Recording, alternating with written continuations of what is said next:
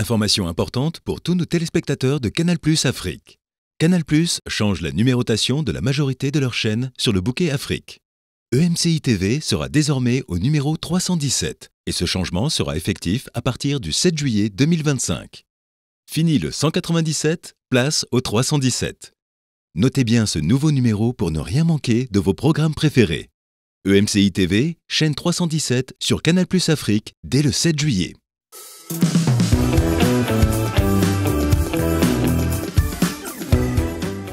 Bonjour à tous et bienvenue dans Bonjour chez vous.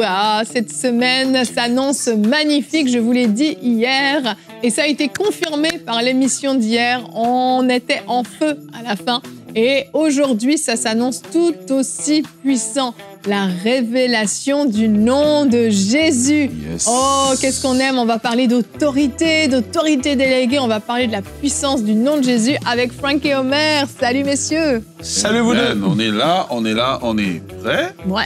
Ça va être caviar. Ah, j'aime ça. Du foufou pour les autres. Praise the Lord. Je sais pas si j'ai déjà goûté du foufou. Ouh. Un Frank, burger avec une frite. Frank, t'as goûté du foufou? Un burger avec une frite, ça c'est... Avec Dana, t'as mangé du foufou?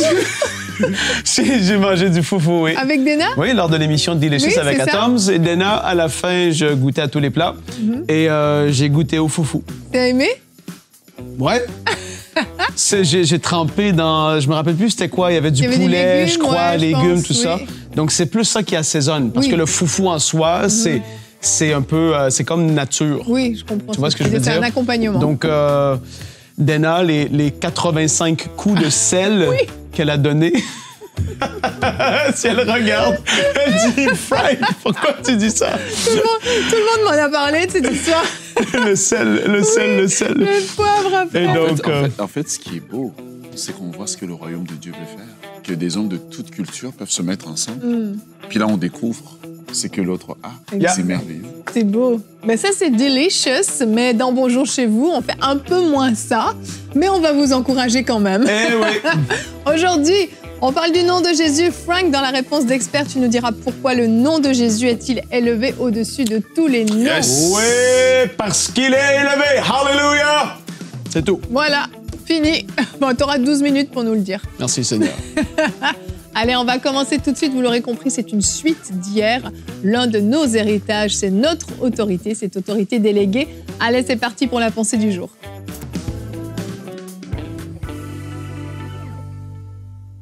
Autorité du nom de Jésus-Christ. Écoutez, on va d'abord commencer par le fameux texte, le texte que tout le monde connaît, ou si vous ne le connaissez pas, vous allez le découvrir, Philippiens chapitre 2, à partir du verset 9. La Bible parle de Jésus-Christ en disant « C'est pourquoi Dieu l'a souverainement élevé et lui a donné le nom qui est au-dessus de tout nom, afin qu'au nom de Jésus, tout genou fléchisse. » Où ça? Dans les cieux, sur la terre, sous la terre, et que toute langue confesse que Jésus-Christ est Seigneur à la gloire de Dieu le Père. C'était Philippiens chapitre 2, le verset 9 au verset 11. Ce que nous devons comprendre ici, c'est qu'il existe deux notions, peut-être que parfois on confond, mais lorsqu'on les comprend bien, on va arriver à comprendre pourquoi on parle de l'autorité du nom de Jésus-Christ, parce qu'il y a l'autorité du nom de Jésus-Christ et il y a la puissance du nom de Jésus-Christ. Deux choses qui se ressemblent, mais qui sont différentes, que je veux que tu puisses comprendre aujourd'hui. En fait, l'autorité engendre la puissance. Alors, on peut décrire comme la puissance comme étant la capacité de faire une chose. La puissance du policier, c'est son arme qu'il a et il peut tirer et arrêter un criminel. L'autorité, par contre, c'est le droit légal. Et là, on rentre dans le domaine de la légalité, parce que lorsqu'on parle d'autorité, on parle de droit légal, et l'autorité s'exerce toujours sur un territoire donné. Voilà pourquoi, dans le texte qu'on a lu des Philippiens, on cite les domaines ou les territoires sur lesquels Christ a l'autorité. Il a autorité dans le ciel, sur la terre et sous la terre. Et dans la pensée de l'époque, sous la terre parle de les régions inférieures, l'enfer, etc. Donc Christ nous a il a cette autorité-là. Le Christ que nous avons accepté, que tu as accepté, n'est pas simplement quelqu'un qui a été crucifié à la croix, comme on nous montre un peu dans les images, un peu faibles comme ça. Non, il a l'autorité. Voilà pourquoi il dit aux disciples que toute autorité m'a été donnée dans le ciel et sur la terre. L'autorité, c'est sur un territoire et sur la terre, Christ a l'autorité. Mais maintenant, qu'est-ce qui est merveilleux? C'est que Christ a pris cette autorité, il nous l'a déléguée. C'est là que ça devient merveilleux. Il nous a délégué cette autorité car il dit que toute autorité m'a été donnée sur la terre. Il dit, voici maintenant, je vous envoie, je vous donne ma puissance, je vous donne mon autorité.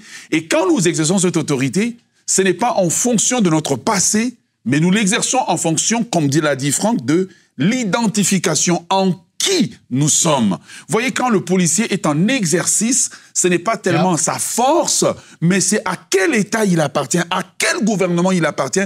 Quand il exerce son autorité, c'est la puissance de tout ce gouvernement qui s'exerce au travers de lui. Et en vérité, quand il exerce son autorité, quiconque le touche à ceux qui l'ont envoyé.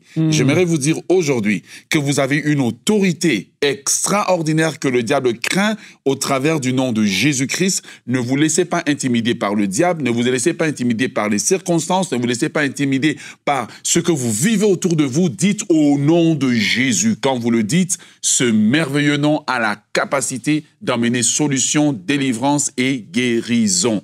Exercez votre autorité car Christ est Seigneur. Amen. Merci, Omer. Hier, je parlais du fils qui se rendait à nouveau esclave. Et aujourd'hui, je vais parler du fils du patron, si vous me le permettez. Vous savez, dans des grosses entreprises, le fils du patron, quand il est dans l'entreprise et qui dit quelque chose à un des employés en disant « Mon père m'a dit de vous dire de faire ça », l'employé ne va pas se poser de questions. Il va exécuter, il va obéir, il va se soumettre au fils. Pourtant, le fils n'est pas le patron, mais c'est cette autorité déléguée, cette transmission d'autorité dont tu parles, Omer, dans ta pensée.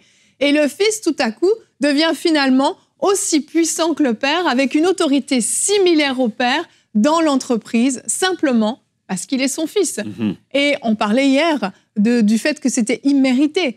Le fils n'a peut-être encore rien accompli, il n'a peut-être pas encore fait ses preuves de montrer qu'il était capable de gérer l'entreprise, qu'il avait la connaissance, l'intelligence, toutes les compétences pour le faire. Il n'a rien prouvé, mais juste le fait qu'il soit le fils suffit à ce que les employés obéissent. Et c'est ça qui est fort. Et Jésus-Christ nous a dit dans Luc 10 au verset 19, qui est notre verset du jour, « Voici, je vous ai donné le pouvoir de marcher sur les serpents et les scorpions et toute la puissance de l'ennemi, et rien ne pourra vous nuire. » Est-ce que par moi-même, je peux marcher sur les scorpions et les serpents? Je pense que si je veux essayer de le faire, ça va peut-être être compliqué. Mais par cette autorité déléguée, j'ai cette autorité-là, j'ai ce pouvoir-là qui ne vient pas de moi, qui ne vient pas de mes muscles, de ma force, de ce que je me suis entraînée, de ce que j'ai appris à dompter les serpents et les scorpions pour pouvoir leur marcher dessus. Non, simplement par l'autorité de Jésus-Christ. Au point où quand Jésus a envoyé les 70, il les a envoyés et ils sont revenus tout joyeux, tout excités en disant « Même les démons nous sont soumis ». Ils étaient émerveillés parce que ce qu'ils avaient vu s'accomplir au travers du Maître, de Jésus-Christ, tout à coup s'accomplissait après eux, au travers d'eux. Et c'est ça, en fait, cette autorité déléguée dont tu parles, Omer. Oui, en fait, il est très important parce que souvent, on veut vite parler de la puissance, mais retournons à l'autorité. L'autorité est un droit légal. Amen. Quand on travaille dans la légalité, il n'y a rien qui peut se discuter. Et quand on comprend qu'il a autorité dans le ciel, ça veut dire tout ce qu'il y a dans le ciel, mais sur la terre, mais où sont la plupart de nos problèmes, de nos difficultés, de nos challenges qu'on a? On les a sur la terre. C'est sur la terre qu'on manque d'argent. Dans ton compte céleste, peut-être que tu es riche, mais sur la terre, tu manques. Mais quand on comprend ça et on comprend que cette autorité nous a été déléguée et que nous l'exerçons en Christ, Dieu est souvent étonné de nous voir face à nos problèmes, puis on pleure. Et Dieu te regarde et dit, mais j'ai t'ai déjà tout donné. Ouvre juste ta bouche, commande à la mer de s'arrêter, commande au diable de quitter ta famille, commande à la situation de changer. Non, on veut que le Dieu qui nous a donné l'autorité vienne exercer l'autorité, alors que Dieu dit, tout vous a été donné. On pourrait avoir la meilleure voiture du monde, mais si on ne rentre pas dedans pour la démarrer, la voiture ne pourra pas bouger. Exact. Et les clés, c'est l'autorité que Dieu nous a donnée. Et c'est important qu'on comprenne que nous opérons à partir d'une position légale, indiscutable, inaliénable, ineffaçable. Je ne sais pas combien d'adjectifs je dois utiliser pour que ça rentre dans nos têtes, là. Parce que ce n'est pas... Le nom de Jésus ne fonctionne pas le jour où je me sens bien. Il fonctionne par la position légale de Christ et ma position légale en lui. Amen. En lui, j'exerce l'autorité. De ce qu'on a vu hier. Exactement. Yes, exactement. L'identité et l'identification. Complètement. Et en fait, c'est hyper important. Si vous n'avez pas suivi l'émission d'hier, allez la regarder parce que oui, c'est vraiment une suite. Et si on n'a pas compris ce qui a été expliqué hier, effectivement, dès que le diable vient te bousculer un tout petit peu, si tu n'es pas ferme dans ton identité, tu ne seras pas ferme dans ton autorité. Exactement. Les deux sont étroitement liés. Ouais. Et puis, souvent, les gens, malheureusement, ils attendent que ce soit le très grand ministère de je ne sais où qui viennent et qu'ils disent, lui, au nom de Jésus. Omer, est-ce que tu as déjà vu ça? Des gens qui attendent que ce soit toi, pasteur Omer, qui prie pour leur situation alors qu'eux, ils ont déjà tout reçu. C'est déjà arrivé au moins une fois, toi, que tu as vu ça? Ça arrive tout le temps. Mais oui. Et là, à un moment donné, il faut se réveiller. Parce que la première fois que tu vas essayer, et quand je dis tu vas essayer, c'est parce que tu es vraiment un peu maladroit et tu es un peu inconfortable et tu as juste vu lui sur la chaire ou à l'église le faire, alors que ça c'est supposé se faire naturellement dans la vie de tous les jours, partout à ta maison, dans tes temps de prière, au travail, dans ta voiture. Tu as une oppression, il y a quelque chose. Tu lèves la voix et tu prends autorité au nom de Jésus. Et les premières fois, tu es un peu plus maladroit, etc. Mais je reviens dans le monde de la légalité, je vais le dire comme ça, ou comme que tu l'as dit, comment est-ce que tu l'avais cité tout à l'heure, Omer? C'est dans le monde... l'autorité, c'est un peu comme dans le juridique, si on peut le dire comme ça. Oui, c'est le légal. Le légal, lié, voilà. en fait, à un territoire. Exactement. Ouais. Et donc, quand un policier de longue date, un sergent, un général de l'armée... Il a déjà exercé son autorité, il sait ce que ça va produire. Oui. Parce que lorsqu'il a levé le ton une fois, deux fois, trois fois, les choses bougent. Et là, t'as le petit nouveau qui arrive, il y a une étoile sur son... Et là, « Hey, vous, bougez! » Et t'as l'autre qui arrive, « Hey, bougez maintenant! » Et là, tout le monde bouge. Il est conscient et il a vu fonctionner son autorité. Et là, soudainement, tu n'es plus dans les peut-être que Seigneur Jésus va m'exaucer, tu l'exerces avec foi. C'est ça que je veux dire.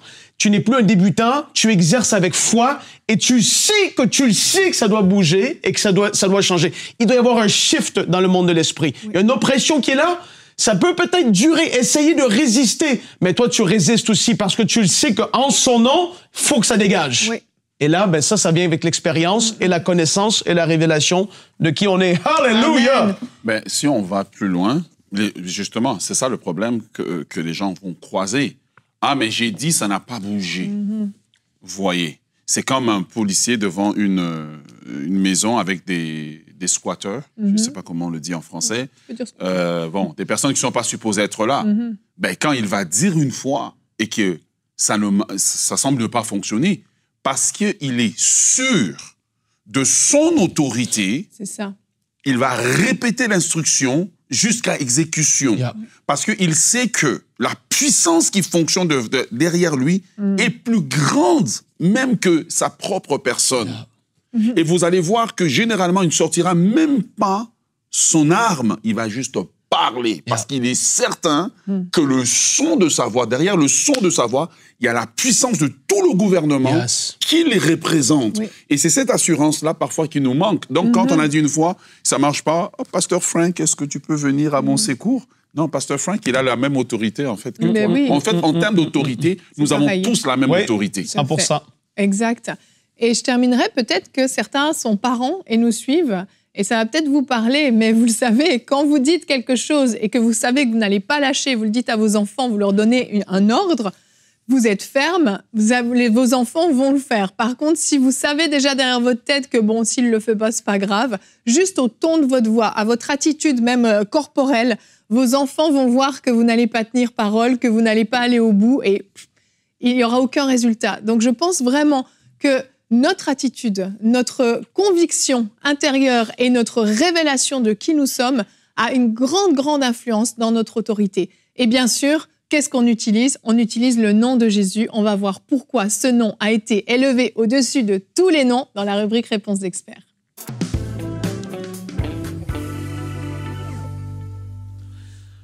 Pourquoi son nom, c'est le nom le plus élevé? C'est une personne, c'est l'homme ou la femme ici sur cette terre qui porte un nom qui fait que ce nom a une certaine résonance dans la tête ou dans le cœur des gens, dans le sens où, si je dis, il va y avoir Billy Graham qui vient manger chez moi demain soir, je sais, il est décédé, mais ça ne dérange pas, je prends l'exemple, parce que c'est un grand homme de Dieu qu'on voudrait tous recevoir. Et là, je dis, Billy Graham va venir chez moi. Là, je commence à faire le ménage. Je commence à tout préparer. Je m'assure que la nourriture, c'est la meilleure possible. Il y en a qui feraient des stories de leur table qu'ils auraient mis. Et là, pour montrer que, waouh, j'ai lui qui vient chez moi. Et là, soudainement, parce que c'est Omer qui m'a dit, Frank, je viens manger avec Billy Graham. Et là, à la porte, ça frappe. Et là, j'ouvre la porte et je vois que c'est Omer. Et je suis content de le voir. Mais à côté de lui, c'est Billy Graham, mais son cousin de 3e génération, qui vient de la province de la Saskatchewan au Canada, que j'ai jamais rencontré de ma vie. Et là, j'ai une déception terrible. Je fais... Je suis content de voir Omer. C'est le petit Billy. Mais je m'attendais à un nom de Billy Graham. Parce que qu'est-ce qui fait que le nom de Billy Graham, aujourd'hui, dans ma tête, c'est Billy Graham? C'est l'homme qui porte ce nom, qui fait que ce nom a en moi quelque chose de « wow, je veux le recevoir, je veux l'accueillir ». L'autre, je peux bien l'aimer, mais c'est pas le même Billy Graham qui vient frapper chez moi. Et là, quand on parle de Jésus, parce qu'il y a des Jésus qui existent encore sur ce monde aujourd'hui, il y a des gens qui s'appellent Jésus aujourd'hui. Oui. C'est un nom qui est encore utilisé, Jesus, Jésus. Eh bien, est-ce que ça fait que parce qu'ils portent ce nom-là, ils ont une autorité quelle qu'elle soit? Non. Pas du tout. C'est la personne de Jésus, lui, la parole faite chair, Dieu venu sur terre, Emmanuel, Dieu avec nous. C'est à cause de lui que ce nom, en particulier Jésus, a une puissance et une autorité. Il faut que tu comprennes ça. Parce que sinon, ça reste une formule. Au nom de Jésus, mais tu comprends même pas pourquoi son nom est puissant. Et quand tu comprends pourquoi son nom est puissant, tu vas le parler et tu vas le dire d'une autre manière. Et là, on l'a vu. Omer en a parlé tout à l'heure dans Philippiens 2, les versets 5 à 11. Je vais pas tout le relire. Je vais aller droit au but de pourquoi son nom est si puissant. Le verset 10, par contre, je le souligne. Afin qu'au nom de Jésus, chacun plie le genou dans le ciel, sur la terre et sous la terre.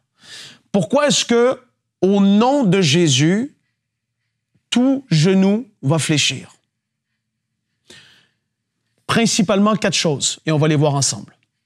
À cause de son obéissance, à cause de son sacrifice parfait, parce qu'il a été parfait ici sur cette terre, il n'a jamais péché. Son sacrifice était parfait, était complet, à cause que lui, il n'avait pas péché. Tu dois le comprendre, ça aussi. À cause de sa mort sur la croix. Et ça, sa mort, c'est extrêmement important.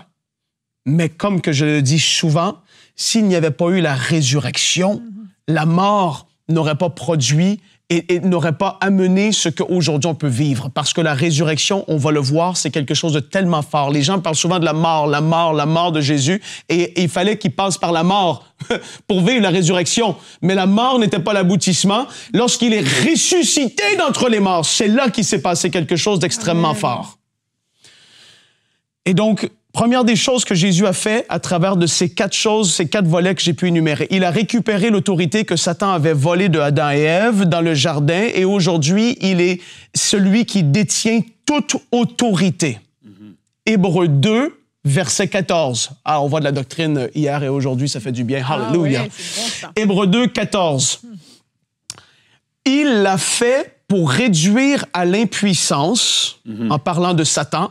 Il l'a fait, en parlant de Jésus, pour réduire à l'impuissance Satan par la mort la mort qu'il a vécue, celui qui détenait le pouvoir de la mort, c'est-à-dire le diable. Le diable, avant la mort et la résurrection de Jésus, il était celui qui détenait le pouvoir de la mort. Mais Christ, à cause de son œuvre, il l'a rendu impuissant. Oh, ça, c'est tellement puissant. Quand tu comprends même ça, il a complètement dépouillé Satan, le royaume des ténèbres, au travers de son œuvre. Apocalypse 1, le verset 17 et 18. Quand je le vis, et là c'est Jean, quand je le vis en parlant de Jésus, Jésus glorifié, je tombais à ses pieds comme mort. Il posa sur moi sa main droite en disant, ne crains point. Oh, alléluia. Je suis le premier et le dernier, et le vivant. Il dit de lui-même, je suis le vivant. C'est tellement fort quand tu parles de qui il est. J'étais mort et voici, je suis vivant au siècle des siècles. Pour l'éternité, il est vivant. Jésus, il est vivant aujourd'hui, plus vivant que jamais auparavant. Et là, regardez, il dit à Jean, je tiens les clés de la mort et du séjour des morts. C'est lui qui les tient aujourd'hui. Yes. Jésus est détenteur. C'est lui qui tient les clés de la mort et du séjour des morts à cause de son œuvre parfaite à la croix. Oh, quand tu comprends, tu commences à réaliser ça, tu te dis, mais qui peut essayer de résister à lui? Il détient même les clés de la mort et du séjour des morts. Personne ne peut lui résister. Oh, hallelujah! En parlant de lui, Jésus a vaincu la mort. Il a dépouillé les autorités. Colossiens 2,15, on le cite souvent. Mais comprenant qu'il a récupéré l'autorité qui avait été léguée au diable, comprenant l'œuvre complète, je vous le dis, du moment où est-ce que sur cette croix, il était en train de mourir, du moment qu'il a expiré, et jusqu'au 3e jour qu'il est revenu à la vie, qu'il est ressuscité, il s'est passé des choses tellement glorieuses. Dans le monde spirituel, il s'est passé toutes sortes d'affaires. Le diable croyait qu'il l'avait eu. Mais là, soudainement, la Bible dit, il a ainsi dépouillé les dominations et les autorités. C'est-à-dire, il les a rendus impuissants. Je répète ce terme. Il les a dépouillés. Ils croyaient qu'ils avaient une certaine force ou autorité. Mais là, Jésus, oh, hallelujah. Il s'est passé tellement de choses, je peux pas tout revoir et revisiter ce qui s'est passé dans ces 3 jours. Mais il les a dépouillés et les a donnés publiquement en spectacle. Dans le monde de l'esprit, les anges voyaient ce qui se passait. Dieu le Père savait ce qui est en train de se faire. Les mauvais esprits qui, eux, voient ce qui se passe dans le monde invisible.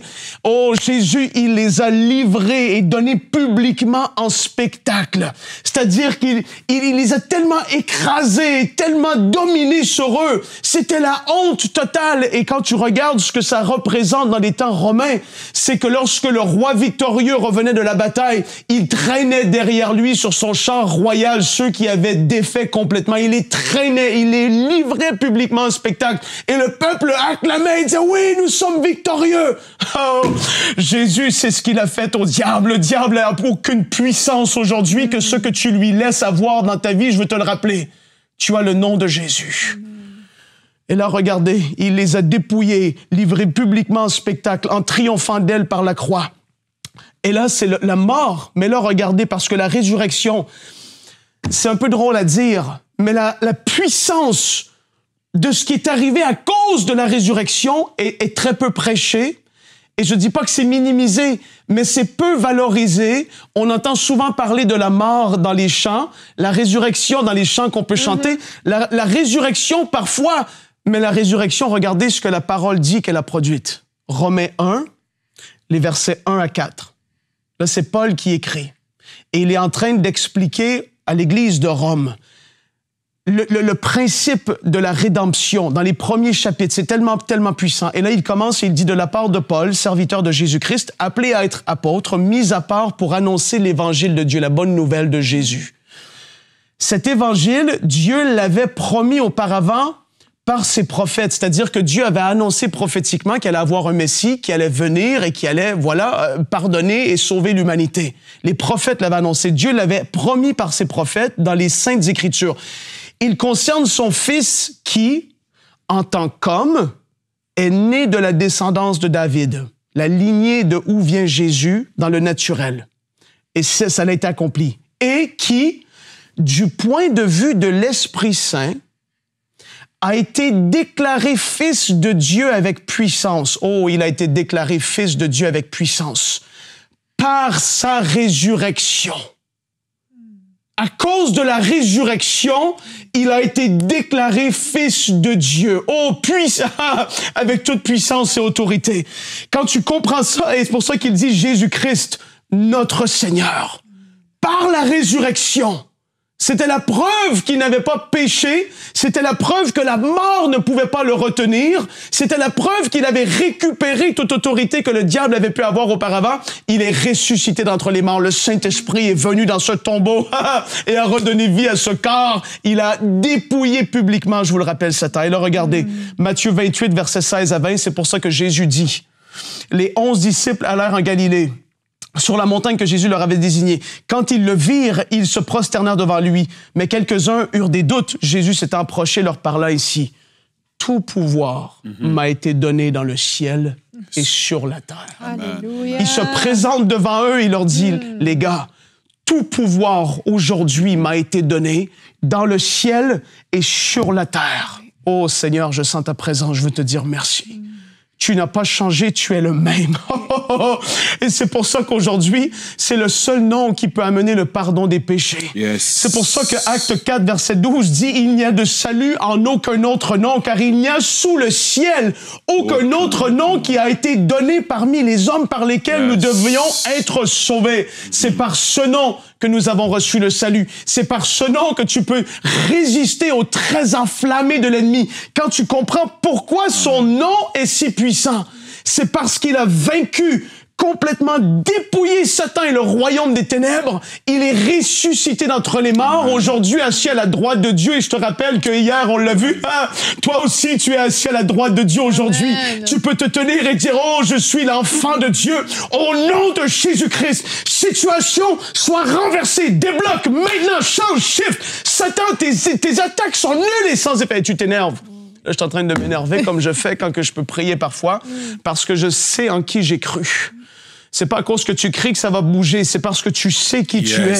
Mais la passion fait que parfois, comme que je le suis en ce moment, passionné de Jésus-Christ, celui qui détient toute autorité, celui qu'on va voir de nos yeux et qu'on va pouvoir chanter au siècle des siècles éternellement, parce qu'il a vaincu, il est celui qui est ressuscité. Oh Seigneur, on veut te dire merci. Il a le nom au-dessus de tous les noms et c'est pour ça qu'il l'a. À cause de son œuvre à la croix, mais pas juste sa mort, sa résurrection qui a fait qu'il a été déclaré fils de Dieu. Oh, Jesus. Amen. Ah là là, c'est tellement puissant comme thématique. Extraordinaire, vraiment, vraiment. J'ai chaud là. Mane libra sukandi libroso. Thank you, Jesus.